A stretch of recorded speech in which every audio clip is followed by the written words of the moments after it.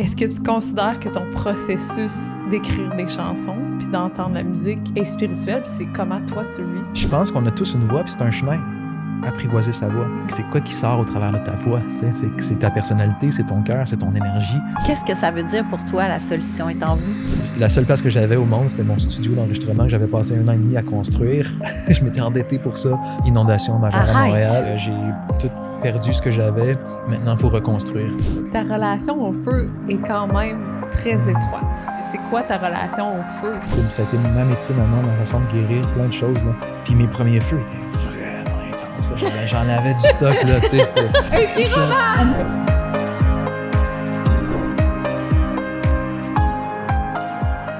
Notre invité aujourd'hui est un créateur multidimensionnel qui marie avec justesse la musique, la spiritualité et l'entrepreneuriat. Sylvain Carufel est un auteur, compositeur, interprète, fondateur de la plateforme La Solution est en vous et hôte du podcast Vive de sa passion, qui est aussi une formation. À travers ses chansons, ses mantras et ses enseignements, il inspire des millions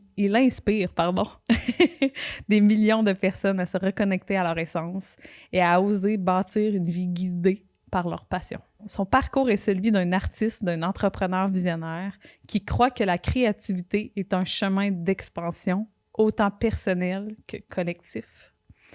Merci d'être là. Merci de l'invitation. Merci pour la présentation. Salut. Merci vraiment d'être là. Moi, je te connaissais pas. Bizarrement, on a une amie en commun qui s'appelle Christine Michaud. Ah, mais oui. Oui. Salut, Christine. Qui était une voisine. On la salue. On l'a invitée aussi, mais je pense qu'elle est bien occupée avec son magazine. Oui. Mais écoute, j'ai eu la chance, premièrement, de te voir en pré-entrevue, mais Mélina m'a fait écouter une de tes chansons juste avant qu'on rentre en ondes. Puis, oh my God, j'ai failli verser une larme. C'était tellement puissant. Tu sais, on est capable de voir quand un auteur va parler avec son cœur ou il est dans sa tête, puis toi, là, c'est full-on incarné dans ton cœur. Dis-moi, est-ce que tu puises ça dans l'invisible? Toujours. Oui? Toujours, mais dans la matière aussi. Je pense que c'est quand... je pense que l'inspiration, c'est une chose très abstraite. Hein? On ne sait jamais exactement comment ça vient, mais je pense que ça vient effectivement de l'invisible, puis c'est quelque chose qui me traverse, qui nous traverse. Puis après ça, c'est comment est-ce qu'on le capte? Puis qu'est-ce qu'on fait avec ça? Moi, c'est la musique. C'est les mots, c'est la musique. Fait que c'est souvent un état, un feeling, quelque chose qui me traverse, qui est là. Puis là, c'est comme, tu pognes de quoi? Puis là, tu es comme, il faut que ça sorte. Puis je trouve que la musique, les chansons, moi, j'écris des chansons, je trouve que c'est un beau format pour transmettre des idées, des sentiments, puis juste ouvrir une bulle, tu sais, puis partager un état. Ouais. Tu dirais-tu que c'est comme une canalisation, que c'est comme ça descend, puis là, les mots s'écrivent un peu comme en écriture automatique. Pour toi, ça se passe comment, le processus d'écriture, justement? Honnêtement, là, pour certaines chansons, oui, ça vient tout seul, là, tu sais, comme une chanson qui me vient en tête, Fill Me Up With Gold. J'ai assisté à un coucher de soleil au bord du lac, puis là, j'étais comme rempli de la beauté de ce que je venais de voir. T'sais. Je suis rentré à la maison, j'ai sorti une feuille de papier sur le coin de la table, puis ça a sorti en 1 demi-heure, 45 minutes. Là, c'était comme c'était là. C'était là, puis probablement qu'il y avait comme un build-up qui s'était fait depuis un certain temps, mais j'en étais pas conscient. Puis des fois, une chanson, c'est vraiment du travail. Ça peut vouloir dire... faire et refaire. Ouais, écrire, réécrire. J'étais allé à l'École nationale de la chanson, puis Robert Léger, là-bas, nous disait de Beau Dommage, il nous disait une chanson, ça s'écrit pas, ça se réécrit. Ouais. Puis c'est vrai que, même si des fois, on sort un premier jet, puis on est comme, oh my God, c'est bon, c'est écœurant, c'est bon les 2-3 premiers jours, puis après ça, tu commences à voir apparaître des choses, puis peut-être même avant. Fait que c'est un mélange des deux. Ouais, c'est ça, c'est l'invisible puis la matière. Merci de partager ça. Plaisir. Tu as fait tout qu'un détour pour revenir à auteur-compositeur. Tu as été auteur-compositeur, puis après ça, La Solution est en vous est arrivée. Mais comment est arrivée La Solution est en vous? comment ce bébé-là est arrivé. Il a commencé à prendre naissance pour que les gens sachent, tu sais, comme... Parce que c'est ça, là, on revient, j'ai l'impression, à la source, à l'essence. Ouais, tellement. Mais il y a eu... tu m'expliquais, on avait une conversation ensemble, puis tu m'expliquais, il y a un détour, mais un magnifique détour. Léger détour. Un détour de combien d'années déjà? Je dirais 18 ans, 17 ans. Ouais. Puis ça fait 14 ans, là, la solution est en vous. Ça a été une grande débarque, finalement. Une grande débarque de vie. J'avais besoin de ça, faut croire. Mais je pense que c'était un profond désalignement en moi qui s'est manifesté dans la matière. Je comprends. J'ai l'impression de l'avoir raconté beaucoup, cette histoire-là, mais c'est pertinent par rapport à ta question. Ouais. C'est que j'étais dans une relation difficile, je venais de me séparer, c'était quoi l'ordre? Non, on a été inondés. Toutes mes choses étaient dans le sous-sol. Toute ma vie a été inondée, tu sais. Ouais. Après ça, j'ai sorti ça, ce que je pouvais de la maison. On était dans les travaux pendant des mois. La mère de mon fils était enceinte. Et 2 semaines après la fin des travaux, un peu après la naissance de mon fils, la maison a brûlé. Mais voyons donc, toi. Ouais. En tout cas, peut-être que tu l'as raconté souvent. Moi, je ne l'ai jamais entendu. C'est assez intense, là. Ouais. Puis c'est ça. Puis ce jour-là, tu sais, des fois, la vie, comment c'est bizarre. Je m'étais fait... c'était quasiment un cadeau. Je l'avais acheté, mais c'était quasiment un cadeau. J'avais une guitare extraordinaire, une Gibson 1952, là, tu sais, Archtop, que j'adorais. Puis elle était tout le temps au studio à Montréal. Puis cette soirée-là, je l'ai ramenée à la maison. Puis la maison a brûlé. Je pense à ça aujourd'hui. Mais tu sais, j'arrive à en rire aujourd'hui, puis à tout ça, mais fait que ça a été, tu sais, d'aller puiser dans mes ressources. Puis ce qui était vraiment ironique ou qui était vraiment un autre coup du destin, c'est que quand j'ai vu que ma relation avec la mère de mon fils était mieux, qu'on était mieux chacun d'aller de notre côté, ce jour-là que j'ai choisi de partir, j'étais arrivé à Montréal, puis il y a eu une inondation majeure. La seule place que j'avais au monde, c'était mon studio d'enregistrement que j'avais passé 1 an et demi à construire. Je m'étais endetté pour ça. Ce jour-là que je quitte, inondation majeure à Montréal, c'était comme... j'étais exactement comme ça. Là. J'étais assis dans les marches, j'avais la main dans la tête comme ça. God hates me. Non, j'étais comme, mais pourquoi? C'est quoi qui se passe? T'sais? Puis là, l'eau était montée à terre, puis je comprenais pas. Là, j'étais comme, OK, I surrender. Est-ce que tu as des réponses par rapport à ça aujourd'hui? Est-ce que tu vois le comment du pourquoi? C'était à ce moment-là, c'est ce qui se passait? Mais clairement, j'étais vraiment quelqu'un qui était beaucoup dans les airs, dans l'invisible, justement. Puis j'étais, tu sais, hyper sensible, fait que je captais beaucoup de choses dans l'invisible. J'étais beaucoup dans ce monde-là. Et puis ça m'a vraiment forcé à être dans la matière. Ça m'a vraiment forcé à mettre les pieds sur terre, à m'enraciner, à me dire, OK, j'ai un enfant, j'ai pas $1 qui m'aime, j'ai tout perdu ce que j'avais. Maintenant, il faut reconstruire. Puis pendant longtemps, j'avais cette croyance-là que l'argent, c'était mal, que c'était, tu sais, puis ça allait contre mon... Tu sais, moi, j'étais un artiste, fait que je voulais juste, tu sais, quand tu écoutes tes cadeaux, tu te dis, ben mon Dieu, tu sais, dans l'utopie, là, ou dans l'idéal, tu te dis, ben je vais juste comme chanter, puis après ça, il y a quelqu'un qui va apparaître, qui va me dire, signe là, on va faire un album, puis là, on va jouer partout dans le monde, puis là, ben je vais juste faire ce que j'aime, puis je vais recevoir, tu sais, ce qu'il faut pour vivre. Mais c'est pas comme ça que ça s'est passé. Fait que c'est ça. Là, ça m'a amené à me dire, OK, ben, je veux faire quelque chose. Je veux prendre soin de ma famille, mais je veux pas le faire n'importe comment. Je veux le faire d'une façon qui fait le plus de bien possible aux gens. Puis c'est là que l'idée, tu sais, au travers de tout ce qui s'est passé, toute cette crise-là, j'avais commencé à beaucoup plus sérieusement m'intéresser au développement personnel. J'écoutais beaucoup de livres audio, puis c'est à ça que je m'accrochais. Des principes, tu sais, que j'écoutais dans différents livres.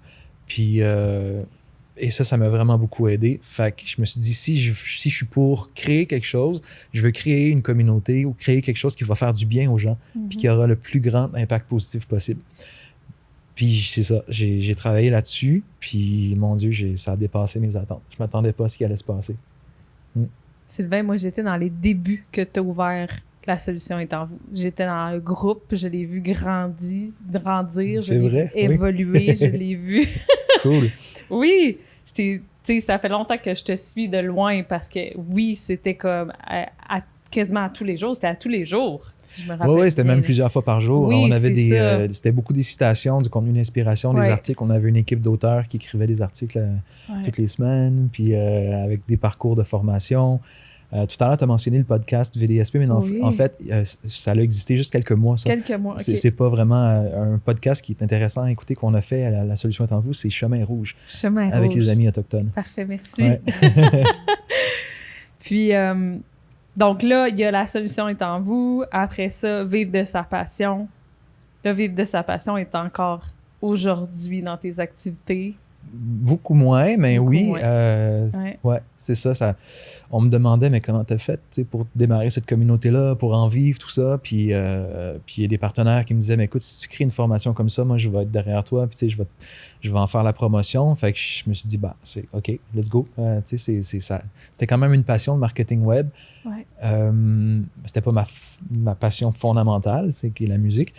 Mais je me suis dit, OK, ça va être un détour genre de 1 an. On va prendre 1 an, on va faire ça. Puis, et puis, ça a fait 10 ans cette année. Puis Christine Michaud a été une collaboratrice étroitement avec toi. Oui, en 2020, en 2019. 2019, on a fait une formation qui s'appelle Une vie pour fleurir. Parce qu'elle étudie en psychologie positive. Et ça fait qu'on a fait une formation sur la psychologie positive avec elle. Je me suis comme ouvert à des collaborations comme ça. Puis c'est ça, ouais. Okay. C'est toujours ça nourrissant de rencontrer des gens comme ça, puis de jaser, puis de s'ouvrir à la sagesse des autres. Puis ce bébé-là se transforme en d'autres choses là, cette année. Là. Il y a une formation qui sort bientôt, que tu me parlais la dernière fois. Ouais, tu sais, là, c'est comme, OK, je dois continuer à vivre. Là, présentement, je suis en train de préparer mon lancement d'album. Oui. Qui finalement sort. On va parler davantage. Ouais. Puis là, ça m'a amené une grande réflexion parce que, c'est pas avec les écoutes sur Spotify que les artistes arrivent, ou que les artistes indépendants, en tout cas, arrivent à vivre. Fait que ça soulève des questions. Comment est-ce que tu fais pour développer un modèle qui vient supporter ta passion, puis qui aussi te permet de vivre, puis de faire vivre ta famille, tu sais. Alors, je me suis dit, je vais créer un parcours qui va être la continuité de l'album. Fait que j'imagine, plusieurs chansons avec des thématiques extraits des chansons. Puis comme moi, avec mon projet d'album, ce que je fais, c'est que dans le fond, je remets au centre de ma vie un projet qui me tient à cœur. Puis c'est tout le monde, on a tous un projet comme ça. La plupart des gens, on a tous quelque chose qui est comme sur le back burner, qu'on a laissé de côté pendant un certain temps, mais qui est important pour nous. Moi, ça m'a pris 30 ans avant d'en arriver à aujourd'hui, puis à lancer mon album. Puis depuis que j'ai fondé La Solution est en vous, je dis que je suis musicien, auteur, compositeur, mais tu sais, c'est comme... mais j'ai tout le temps fait passer les projets avant, puis la vie est arrivée, tu sais, puis tu avances comme tu peux. Puis j'ai beaucoup mis les autres de l'avant au travers de La Solution est en vous. Puis là, se choisir, tu sais, cette année, c'est la première fois que je le fais là, depuis 2012, où je me dis non, cette année, c'est mon projet, c'est moi que je mets de l'avant, puis c'est un chemin d'amour vers moi-même, c'est un chemin d'apprendre à s'aimer aussi, puis de guérir nos démons intérieurs, puis nos pensées limitantes. Fait que je suis vraiment là-dedans. Puis donc, ce projet-là, remettre au centre de sa vie un projet qui nous tient à cœur, la continuité de ça va être comment créer une vie qui vient supporter nos aspirations profondes. Je suis en train de rassembler un paquet de gens vraiment intéressants pour faire un parcours qui débute en 2026. OK. Génial. Quand tu dis la solution est en vous, c'est comme si tu t'étais parlé à toi-même un peu à ce moment-là. Ouais. Puis, qu'est-ce que ça veut dire pour toi, la solution est en vous? Au départ, j'ai failli appeler ça la solution est en nous, tu sais. Ouais. Mais là, je me suis dit, non, faut pas que les gens pensent que moi, je pense que leur solution est en nous, tu sais. Ouais. Fait que j'ai vraiment appelé ça la solution est en vous. C'est vraiment que je pense qu'on a tous une sagesse intérieure. Et qu'on l'a tous, parce qu'on vient tous du même endroit, on vient tous de la terre-mère, on vient, on vient tous de cet univers-là, puis de cette sagesse-là qui est omniprésente, mais on s'en coupe de cette sagesse-là, fait qu'on l'oublie, puis au travers des difficultés qu'on vit dans la vie, de tous les obstacles qu'on rencontre, des conditionnements qu'on a dans nos familles, les amis, nos environnements, tout ça, ça fait qu'on se détache, puis on perd confiance en notre feu intérieur, dans notre petite voix. Puis je pense que c'est important qu'on se rappelle que tout est là. Tout est là. On a tout déjà présent. Ouais, il faut le réapprendre. Wow, merci pour ce message-là. Je pense que ça va résonner beaucoup dans nos auditeurs qu'on porte cette sagesse-là. Dans le fond, ça se résume beaucoup à l'intuition un peu. Oui, puis tu sais, une intuition qui est connectée je pense, à une sagesse ancestrale.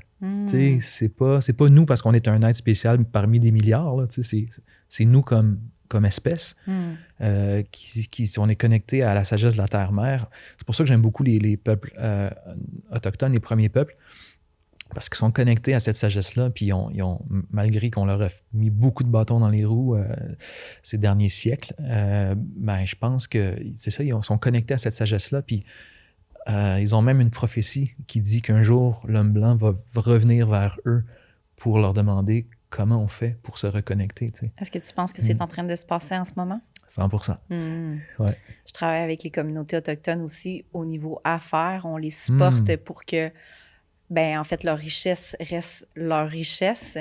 J'ai le goût que tu nous parles justement de ces communautés-là. Comment tu es rentré en contact avec eux? D'où ça vient? Est-ce que, premièrement, est-ce que tu as des origines ou c'est vraiment à travers ton parcours que tu t'en as croisé puis tu as été en amour avec leur philosophie? Ben, je prétends à aucune origine autochtone, là. Tu sais, je revendique. Je sais pas. Je revendique pas ça, mais.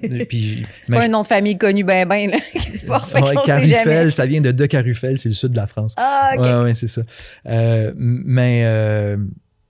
Tu sais, je pense que quelque part, on a toute notre... au Québec, on est tous métissés, tu sais, de près ou de loin, là. Fait que je pense que oui, probablement que j'ai un petit peu de sang métisse quelque part. J'ai tout le temps senti ça depuis que j'étais un petit gars, tu sais. Je passais mes étés dans la forêt, on faisait beaucoup de camping avec mes parents. Ou dans une autre vie. Ou dans une autre vie. Ouais, ben oui, c'est ça. Ouais.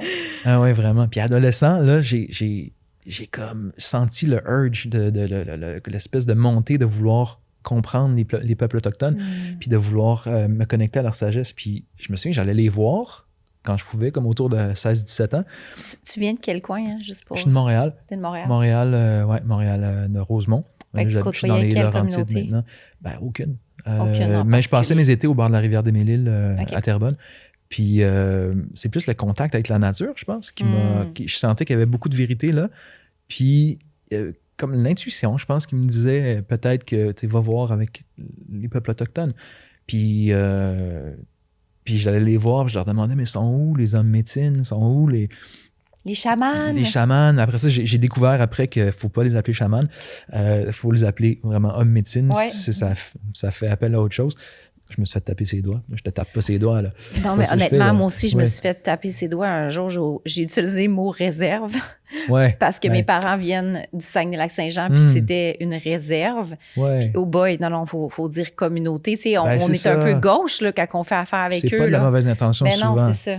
Tu sais, les mots tribus non plus, tu sais, c'est comme parce qu'on a grandi avec ces films-là d'Hollywood qui nous démontraient une réalité autochtone qui n'est pas du tout celle du Québec, là. Puis c'est comme autre chose. Fait qu'à un moment donné, c'est ça, je posais des questions, puis là, ben, les Autochtones, ils riaient de moi un peu, tu sais. Puis ils étaient comme, c'est qui le petit blanc là, qui veut savoir, le petit ado, là, tu sais, le petit curieux, hein? Puis là, je me fâchais, là, puis il faisait comme, OK, il est comme... Puis là, il est cool, lui. On l'aime. Je sais pas si il trouvait que c'était cool, mais il était comme, OK, on va pas s'en débarrasser aussi facilement. Non, c'est ça. On va peut-être... c'est ça. Fait que là, il commençait à me parler de... sur la Côte-Nord, qu'il y avait des endroits, tu sais. Puis un jour, j'ai vu passer une invitation à participer à une retraite de la Maison des leaders avec Rémi Tremblay. Je sais pas si tu connais. Oui, absolument. Ouais. Très bien, merci. Ben oui, si tu connais Christine, tu connais Rémi. Puis... je me suis dit, je peux pas laisser passer ça. C'était avec Dominique Rankin, chef héréditaire, homme médecine. Puis je suis allé là, Puis c'était un voyage de canoë camping sur la rivière Vermillon au nord de La Tuque. Okay. C'était vraiment creux, là. Puis les étoiles étaient... J'ai jamais vu autant d'étoiles de ma vie. Et quand j'ai entendu Dominique raconter son histoire, c'est devenu de plus en plus criant. Déjà, juste dans le feeling, je le sentais, là. Mais quand je l'ai entendu raconter son histoire de passage dans les pensionnats, comment il a grandi aussi d'une manière traditionnelle dans la forêt, comment ils se sont fait arracher à cet environnement-là, mis dans des pensionnats, couper les cheveux, puis parler ta langue. Puis en même temps, je voyais qu'il était connecté à toute une lignée d'ancêtres qui remontait à une présence au Québec qui remonte à 8000 ans. Ils ont retrouvé des artefacts de 8000 ans. Puis tu fais comme, OK, ils ont des choses à nous raconter. Est-ce que ça t'a inspiré une chanson? Cet homme-là, ce parcours-là, pas ce précisément, peuple-là? non. Ooh, Non. maybe. Maybe. Next Mais je pense album. que, ben oui, il y a une chanson qui est teintée de ça. Ouais. Ouais, complètement. C'était quoi la question? Donc, Ouais. la retraite. T'as répondu. La C'était bon. retraite. Non, je veux savoir la retraite que tu étais avec lui. Ah oui, c'est ça. Ouais. Fait qu'on on était là à la retraite, puis là, on était au bord du feu, puis il racontait son histoire, puis là, c'est vraiment venu me chercher, puis j'ai senti, puis moi, à ce moment-là, on rejoignait quelque chose comme entre 15 et 25 millions de personnes par semaine, là, sur Facebook. Puis là, j'ai senti que j'avais comme une responsabilité de faire connaître son message au plus grand nombre possible. J'ai trouvé que ça, c'était un message, c'était une façon noble, une belle façon d'utiliser la portée que j'avais, puis que c'est un message qui méritait d'être entendu, tu sais. Fait que, je sais pas, je me souviens, j'ai une image, on était sur la rivière, il conduisait un bateau parce qu'on avait fait des allers-retours, il m'avait demandé d'aller l'aider, puis il y avait le coucher du soleil, j'ai pris une photo de ça, peut-être je pourrais vous l'envoyer. Puis, c'est ça, à ce moment-là précis, là, il y avait Dominique qui était là, il y avait comme le soleil, mais le reflet du soleil dans la mer, on est rendu où? Sur la rivière Vermillon, puis c'était comme surréel. Puis je sentais en moi cette envie tellement importante de prendre, d'être un porte-voix finalement, de contribuer à faire entendre son message. Puis ça a pris 2-3 ans, puis finalement, c'est ça, on a fait un parcours web qui s'appelle Mikana, puis après ça un deuxième, Kitakinan, puis ouais. Ta relation au feu est quand même très étroite. Le logo de la solution est en vous, c'est une flamme. Il y a tu m'as parlé de ta connexion au feu à un certain moment. Je ne sais pas si c'est cette retraite-là. Et là, j'ai l'impression qu'on allume le feu sacré à l'intérieur de toi. Oh, Mélie, c'est tellement beau ce que tu viens de dire. Oui, c'est vrai. De vous, de tout le monde ici. Ouais. Est-ce que c'est comme ça que tu le ressens? Est-ce que c'est quoi ta relation au feu first? La première chose. Mais comment tu le ressens, ta dynamique interne présentement de te mettre à l'avant, de faire ce retour à l'essence qui est en train d'émerger encore plus, tu sais?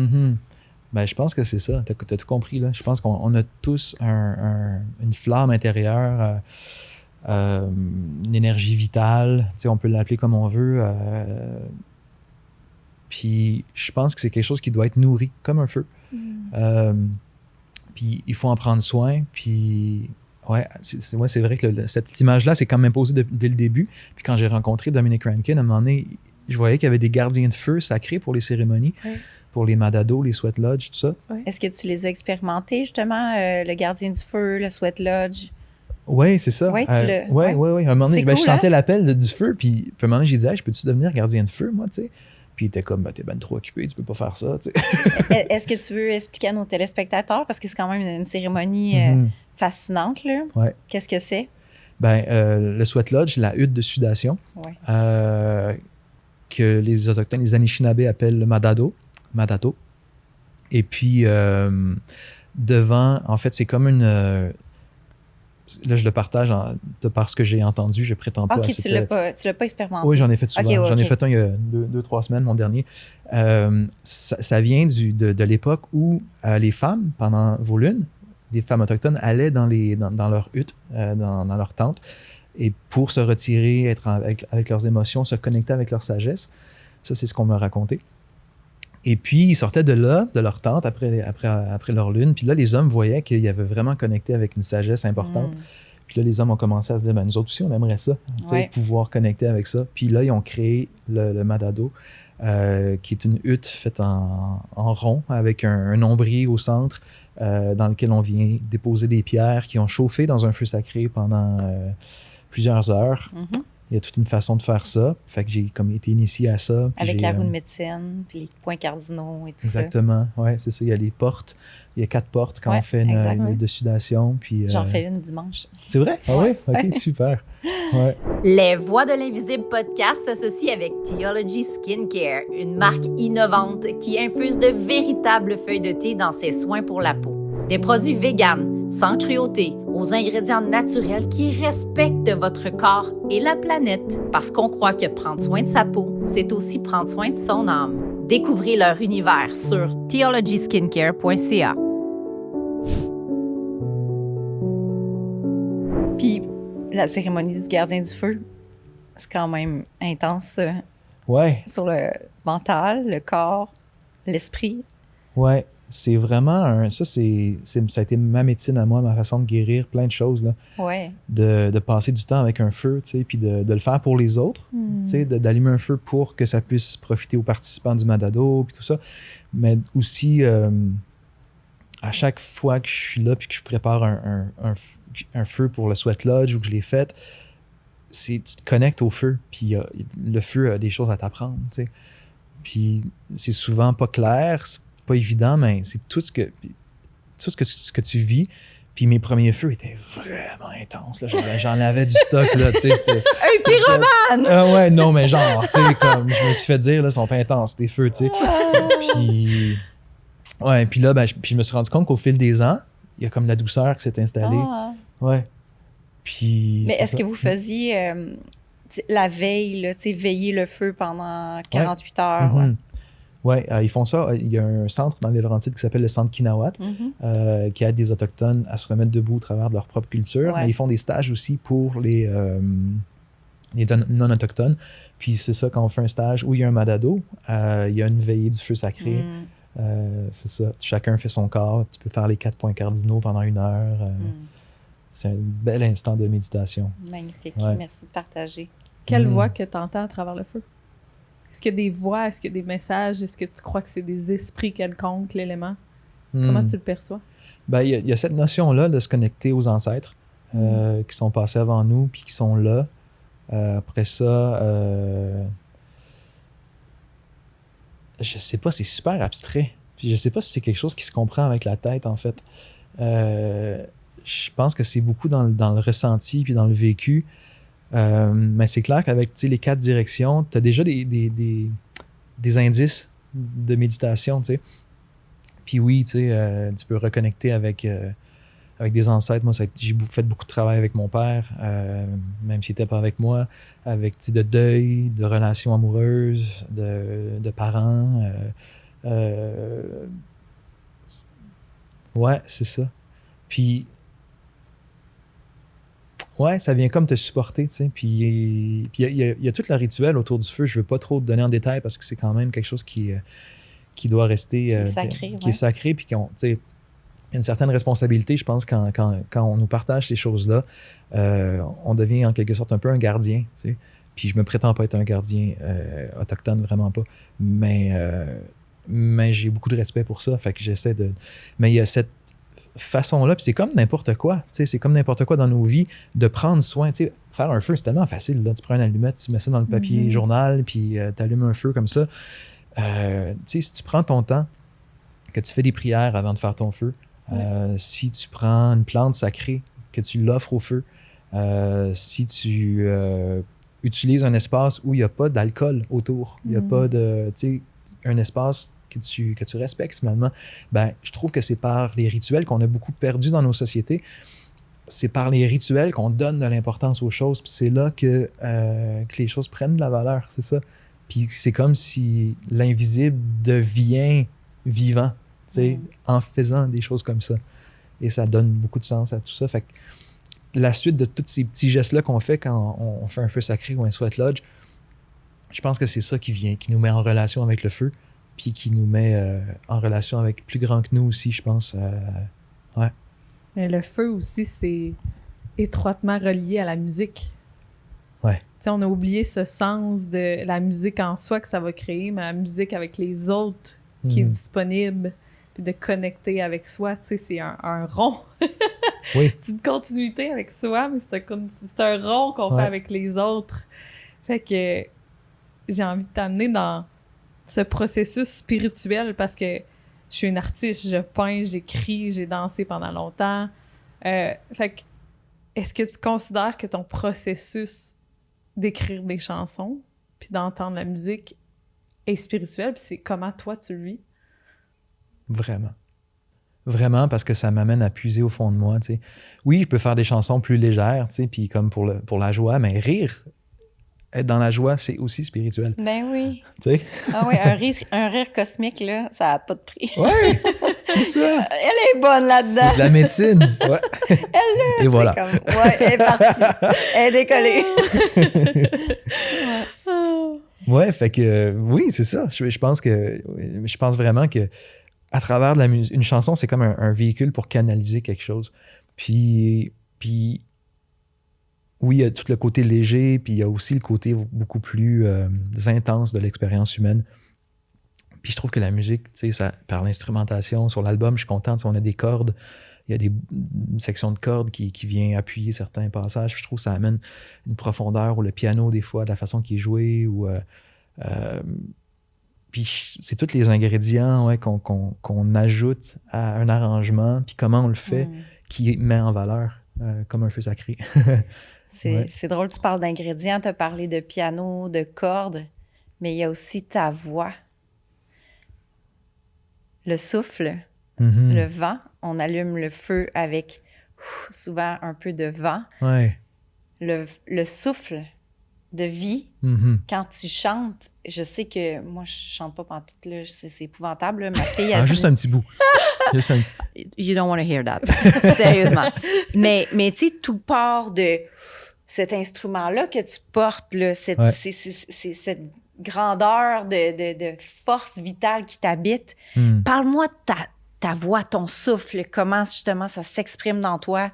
Est-ce que tu laisses justement te laisser traverser par une énergie quand il faut que les mots sortent? Mais je pense qu'on a tous une voix. Puis... pas sûr. Non, mais je pense qu'ils sont pas toutes... Ils sont pas toutes mélodiques. Super agréables à entendre, tu sais, puis c'est correct. Ouais. C'est correct, je trouve, tu sais. Puis, mais je pense qu'on a tous une voix, puis c'est un chemin, apprivoiser sa voix. Puis, tu sais, ouais, c'est ça. L'écouter, j'ai une amie, avec Joëlle Castonguay, qui dit, elle a appris, elle a découvert sa voix après avoir fait une cérémonie autochtone, justement, où elle s'est connectée, puis elle a osé chanter, tu sais. Fait que c'est quoi qui sort au travers de ta voix, tu sais? C'est ta personnalité, c'est ton cœur, c'est ton énergie. Puis je pense qu'une voix, ça a beaucoup de surprises à dévoiler. Des fois, on pense qu'on n'est pas capable, qu'on a une toute petite voix, puis on n'ose pas. Puis longtemps, j'ai chanté, je suis resté dans un range de voix assez petit, jusqu'à ce que je m'autorise à composer des mélodies plus larges puis plus amples. Puis là, j'ai commencé à avoir du fun à chanter ça. Puis ouais, fait que je pense que c'est directement lié au feu. Puis chaque voix est unique. Fait que c'est comme tellement une belle façon de chanter, de s'exprimer. Et de le faire en groupe, je sais pas si vous avez déjà chanté des mantras. Oui. Ouais. Ben oui. Moi, je ne connaissais pas ça avant en 2017-2018.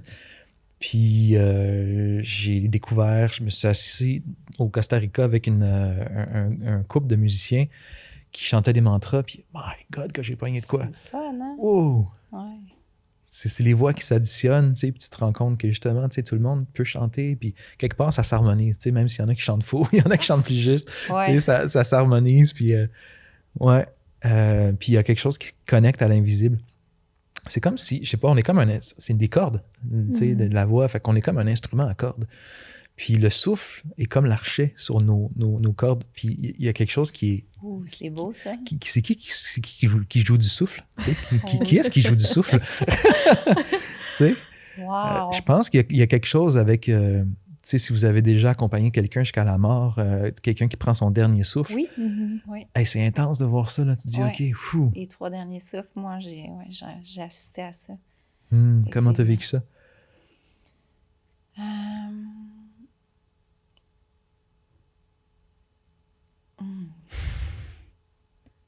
J'ai assisté aux 3 derniers souffles de ma grand-maman qui m'habite, que je porte avec moi. Et j'étais dans sa chambre. Et puis, on avait arrêté l'acharnement thérapeutique. Et elle a attendu qu'on s'endorme, ma mère et moi. On était les 3 générations dans la chambre. Wow. Et elle a poussé 3 souffles. Puis elle est partie, tu sais. Fait que ça a été... J'ai senti de la libération.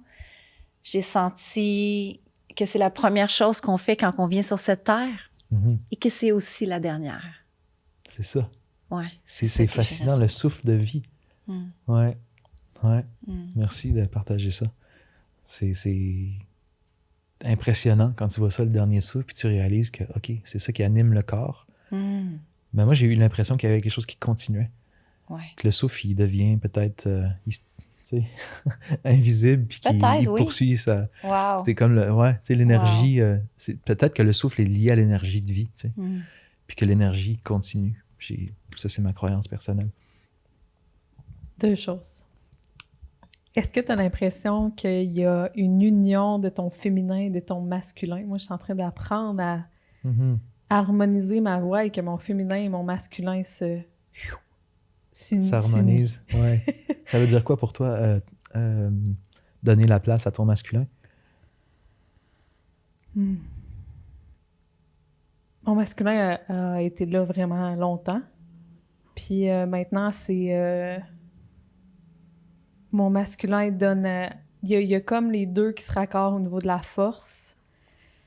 Mais mon masculin a profondément besoin de se faire bercer par mon féminin.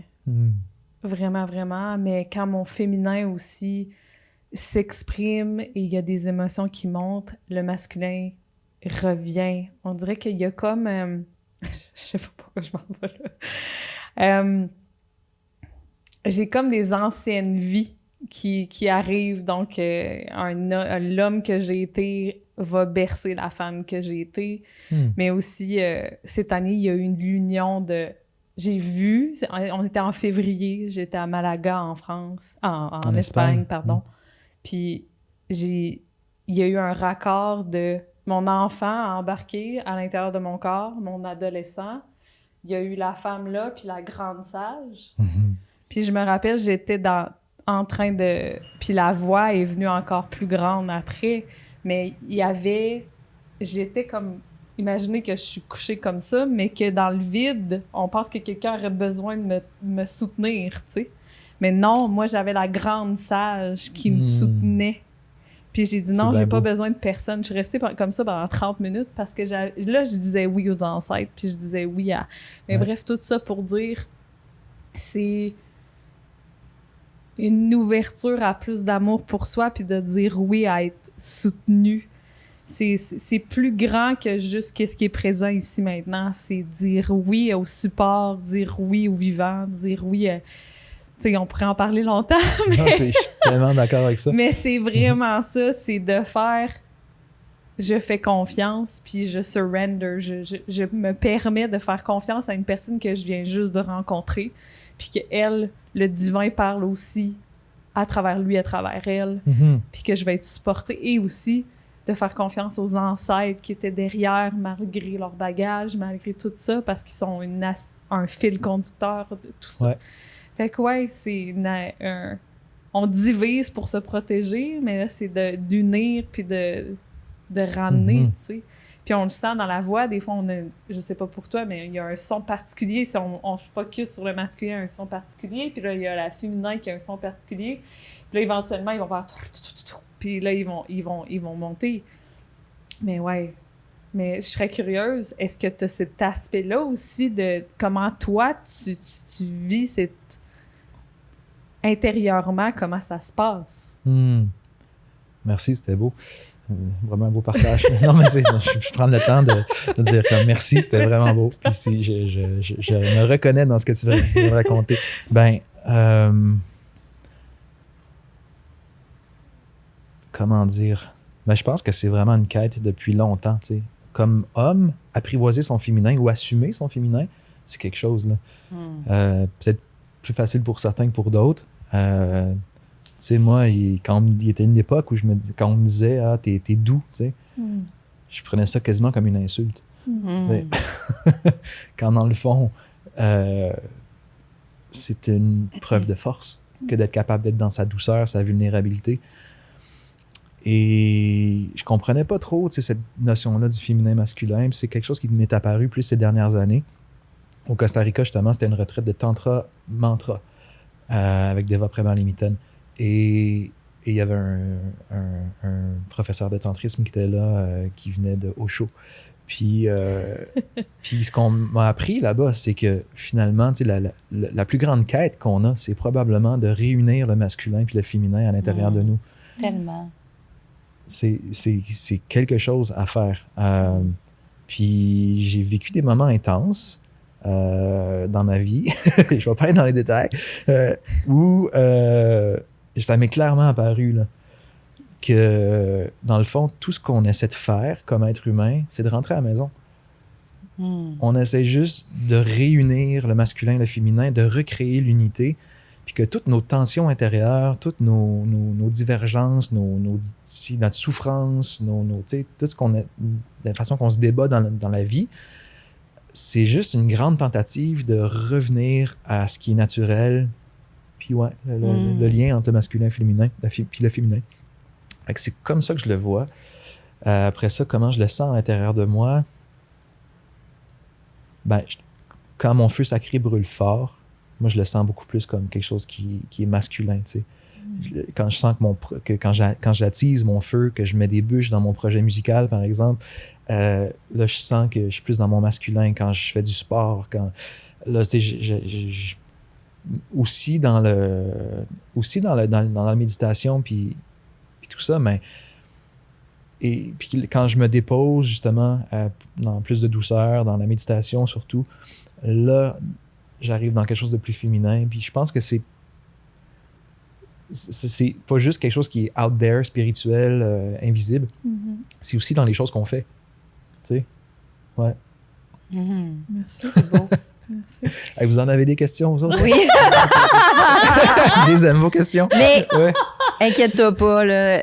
On pourrait parler longtemps, je pense. Oui, c'est ça. Sylvain, on le voit, nos auditeurs le voient, tu as amené une guitare, on va la garder comme dessert. On pose une question à tous nos invités. Puis je pense aussi que tu as une histoire avec une guitare, fait que je vais te laisser la raconter à la fin. Mais on demande à tous nos invités, c'est quoi ta notion de Dieu, de l'univers ou de la source, appelle-le comme tu veux, c'est quoi pour toi cette définition-là? Oh, petite question. On devrait avoir fini bientôt, là. Non, mais belle question, mais immense. Je pense que Dieu nous traverse tous. Je pense qu'on est toute une partie de Dieu. Je pense que Dieu, c'est tout ça ici maintenant. Puis que c'est toute l'expérience. C'est le beau comme c'est le moins beau. C'est tout le temps deux côtés de la même médaille. Mais je crois fondamentalement en la force de l'amour. Puis que de nourrir ça en soi, d'abord et avant tout, puis de faire des choses dans la vie qui contribuent à créer plus d'amour, plus d'amour dans la société. Il n'y a rien que je trouve plus beau au monde que de voir un être humain en aider un autre. Ça me touche profondément à chaque fois. C'est comme, tu sais, les vidéos virales sur les réseaux sociaux, là, tu fais comme... Oh!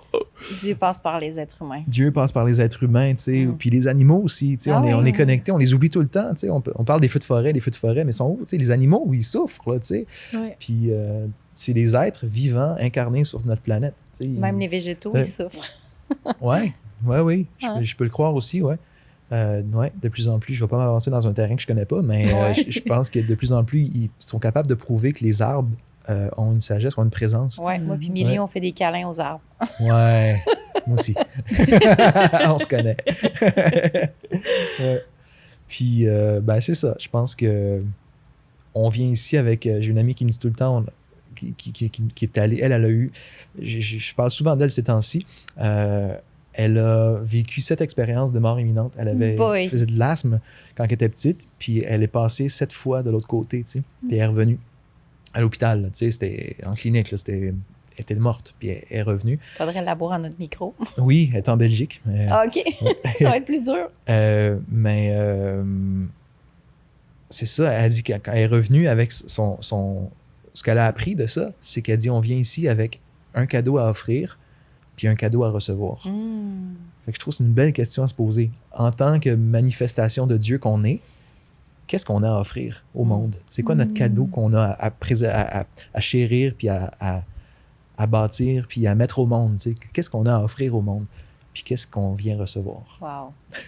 Qu'est-ce que Sylvain a à offrir? Une chanson? Ouais, sa musique. C'est une chanson qui s'appelle We Belong. Les gens pensent que c'est une chanson d'amour, mais c'est pas une chanson d'amour. C'est pas We Belong, un couple. C'est plus au niveau de la communauté, des êtres humains. On est fait pour être ensemble. Il y a une grande étude sur le bonheur qui a été faite, là, puis la première chose qui est ressortie, c'est l'importance d'être connecté à notre communauté. Puis on est plusieurs à en avoir souffert il y a quelques années avec la COVID. Puis moi, ça m'a vraiment... Elle a été composée pendant cette période-là. J'étais au Costa Rica encore. Puis, ouais. Fait que c'est ça. C'est juste une chanson de guérison, je pense. Une chanson de guérison qui s'appelle We Belong. On va dire ça comme ça.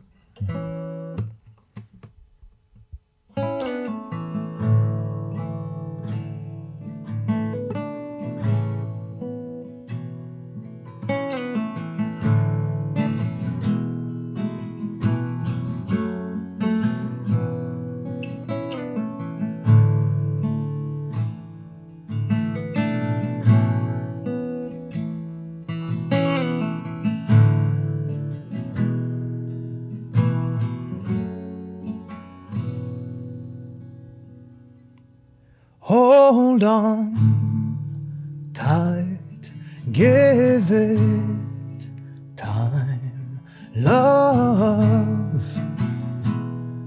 Whatever arises, no mighty judge or shame. This is no ordinary love. No one's here to blame.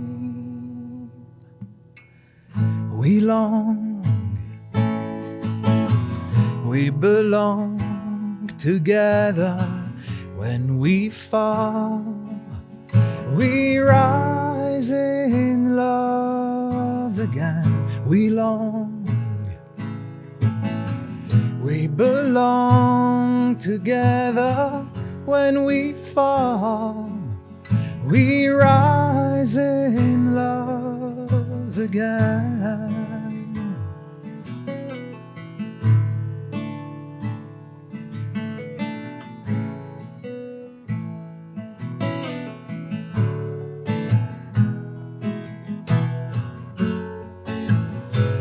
Come and sit in the circle, Mother, Father. Come and sing out your light, brothers and sisters. Let your song be heard.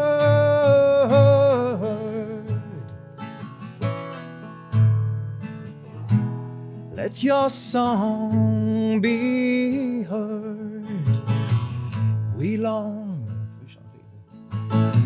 We belong together.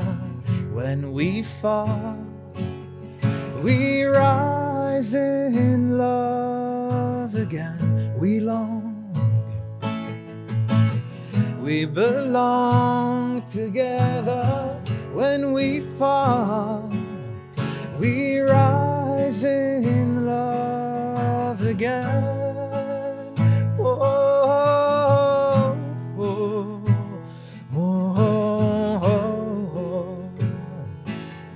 We rise in love again.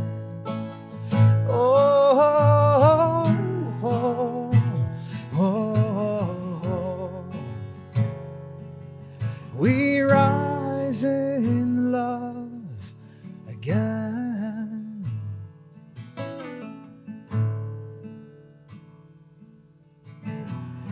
we long.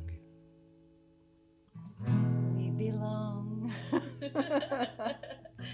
When we fall, we rise in love again. We long,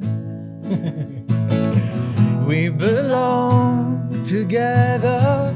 When we fall, we rise in love again. Oh, oh, oh, oh, oh. We rise in love again.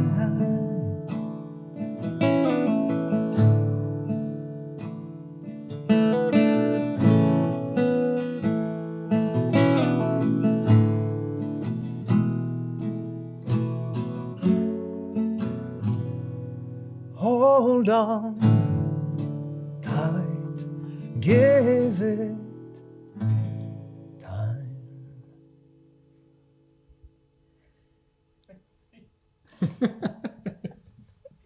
Hey, merci d'avoir chanté. Yeah. Je sais pas si c'était chanté, mais bon. Ouh, Sylvain, comment s'appelle ce magnifique album? L'album s'appelle Mystic Love.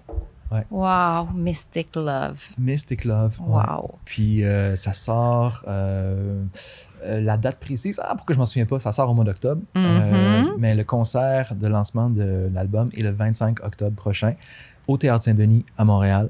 Et il y a une diffusion web aussi pour les gens qui ne peuvent pas venir en direct. C'est noté. On va mettre ça dans notre description de podcast. Oui, je vais vous mettre le lien. Je vous enverrai le lien quand ça sera prêt. Merci pour cet énorme cadeau. Ben là, ça fait tellement plaisir. C'est l'invitation qui est le cadeau. Là. Puis, tu sais, merci tout le monde de votre écoute puis d'être là. C'était magnifique. Magnifique. Merci. C'est le fun quand on s'assoit et on crée quelque chose ensemble, n'est-ce pas? Ouais, on a tous quelque chose à créer. Bravo pour votre podcast. Merci. Ouais. Et si on veut te trouver, Sylvain, on va à quel endroit? sylvaincarufel.com, simplement. Ouais. J'ai une page web j'ai eu un compte Instagram aussi. Ouais. Si vous cherchez Sylvain Carufel, Facebook aussi. Parfait. Tout est là. Ouais, est-ce que tu as un mot de la fin? Merci. Juste merci. Tu sais, juste continuons. Je pense que si je peux juste inspirer les gens à la maison à juste essayer de se connecter avec ce qui est important pour eux, peut-être quelque chose qu'ils ont laissé de côté depuis un certain temps, quelque chose qu'ils ont envie de remettre au centre de leur vie. On n'est pas obligé de tout mettre de côté pour remettre quelque chose d'important au centre de notre vie. On peut le faire progressivement.